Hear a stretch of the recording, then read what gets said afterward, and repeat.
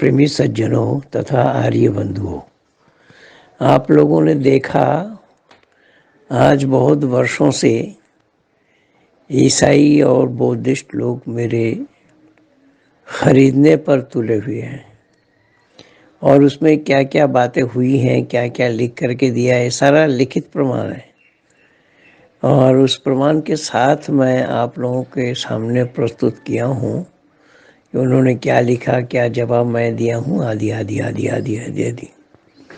उसी श्रृंखला में हमारे शिष्य मंडली अपने प्रचार कार्य में लगे हुए हैं, जिसमें गणेश दास जी को भी आप लोगों ने सुना है, जो हिंदी में, बांग्ला में और आसामीज भाषा में भी समय समय पर वीडियो तैयार करके देते हैं आप लोगों को।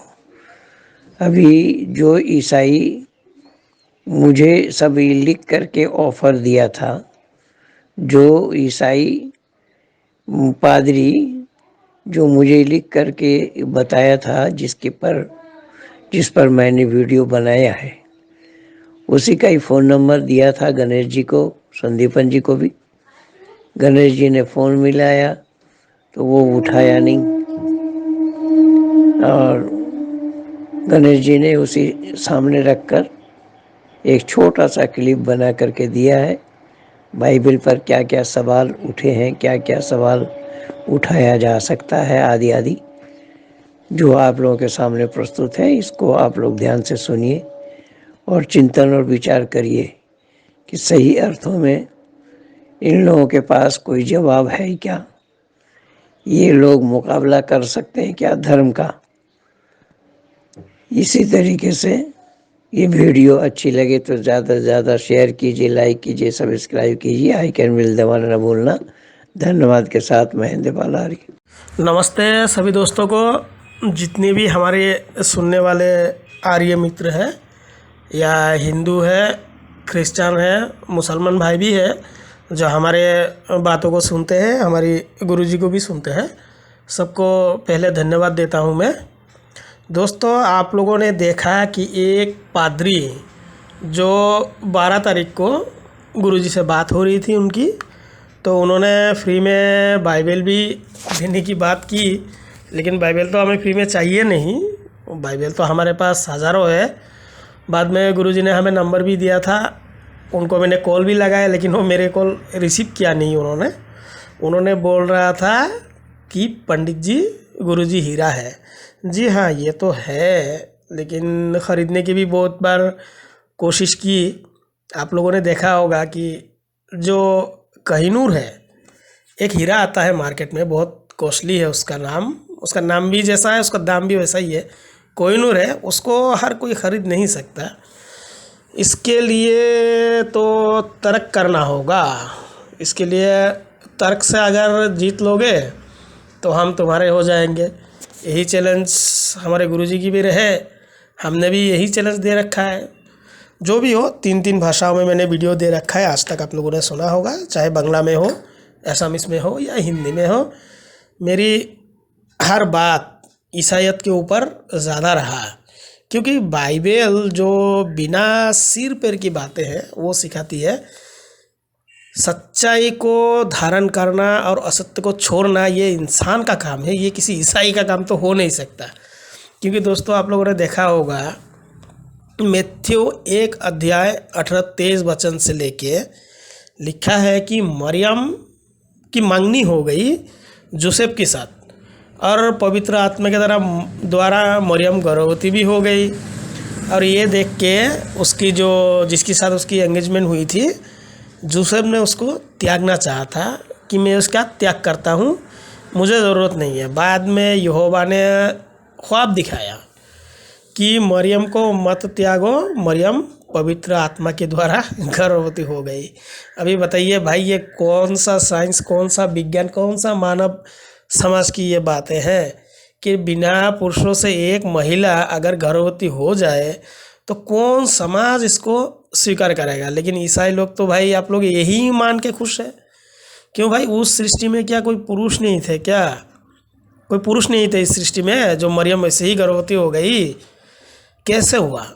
दोस्तों आज हम देखते हैं तो हर प्राणियों में नर और मादा हमें दिखाई देती है, लेकिन वो कैसी सृष्टि रही होगी जिस सृष्टि में पुरुष भी रहा नारी भी रहा, लेकिन मरियम गर्भवती हो गई बिना पुरुषों से। ये सब गलत बात है, झूठी बात है। मैं पादरी को 1 से 10 बार लेके मैं उसको कॉल लगाया, लेकिन उसने मेरा फ़ोन रिसीव कर नहीं रहा है और मुझे तो ब्लैक लिस्ट में डाल दिया। यार अभी हमारा भाई भी है सोनीपन रॉय, अगर उसका कर ले तो कर ले, नहीं तो और वो कॉल रिसीव नहीं करेगा।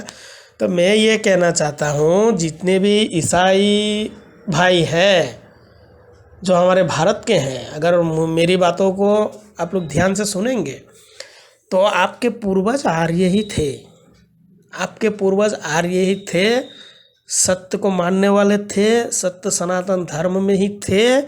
इसीलिए मैं कहता हूँ कि ये विदेशी परंपराओं को छोड़िए और अपने पूर्वजों की धर्म में अपना घर वापसी कीजिए, क्यों यही सच्चा पथ है। लेकिन हमारे यहाँ कहा गया है कि जीवात्मा अपने अंतर की, अपने भीतर की अंधेरा को दूर करने के लिए ही उस परमपिता ईश्वर को खोजता है, क्योंकि ईश्वर निराकार है और ईश्वर प्रकृति जीव ये तीनों अनादि है। ईसाई भाइयों, किसी ने किसी को नहीं बनाया, जीवात्मा ईश्वर को खोजता है केवल अपनी अंधकार को दूर करने के लिए ईश्वर का सानिध्य लाभ करता है। यही वेद ने कहा सूर्य चंद्रमा सौधाता यथा पूर्वम कल्पयत। ये ज्ञान तो बाइबल में भी होना चाहिए था। अगर बाइबल ईश्वर कृत है तो बाइबल में भी तो यही गुण होना चाहिए था, यही सब ज्ञान होना चाहिए था। लेकिन ये बाइबल में तो हमें ऐसा मिलता नहीं।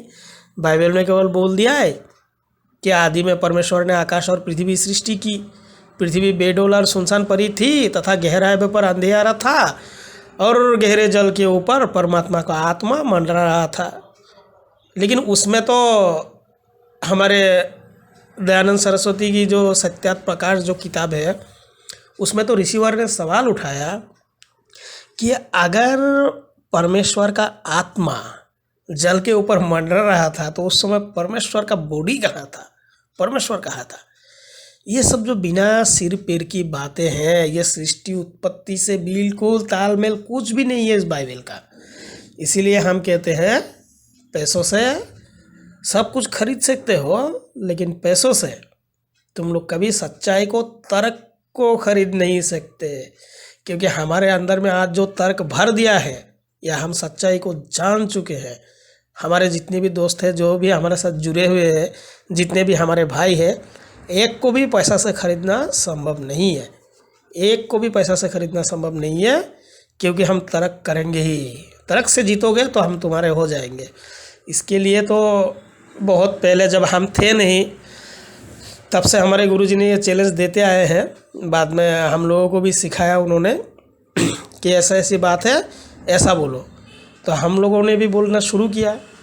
इसीलिए मैं कहता हूँ दोस्तों कि सत्य को धारण करना और असत्य को त्याग देना मानव का ही काम है, क्योंकि मानव को श्रेष्ठ प्राणी बोला गया है इसीलिए कि वो सत्य पर चले। सत्यम में विजयते नानितम सत्येनो पंथ विततो देवयाना, कि सत्य में ही हमेशा जय होती है। बाइबल और कुरान से किसी को जीत ना मिली है आज तक, ना मिलने वाली है, ना मिल सकता है। ऐसे ही बाइबल की बातों को लेके मैंने पहले भी बहुत पादरियों से भी बात किया, आप लोगों ने सुना होगा, बहुत पादरियों से मैंने बात किया, लेकिन सब पादरी फ़ोन काट काट के भागा। इसके लिए मुझे इसने भी कॉल मेरा बंद कर लिया, इसने ब्लैक लिस्ट में डाल दिया, मुझे स्विच ऑफ कर दिया, मेरा भी कॉल रिसीव नहीं कर पा रहा है। क्यों? तर्क से हमें हराना संभव नहीं है, बहुत असंभव है। इसीलिए मैं कहता हूँ दोस्तों, जो भी ईसाई भाई हमें सुन रहे हैं, आइए सामने। अगर आप सामने नहीं आते हैं कोई बात नहीं है, फिर भी अपने मन में विचार कीजिए कि सच का धारण करना ही इंसान का काम है या सच को छोड़ना ये इंसान का काम है। इसको एक बार विचार कीजिए, बाद में आप सोचिए आपको तर्क करना है या क्या करना है, या आप करिए, हम राज़ी है इसके लिए। तो सभी दोस्तों को नमस्ते, धन्यवाद। आज मैं हिंदी में बोल गया, कहीं कहीं थोड़ा कुछ गलत भी हो सकता है, इसके लिए क्षमा करें। धन्यवाद सबको।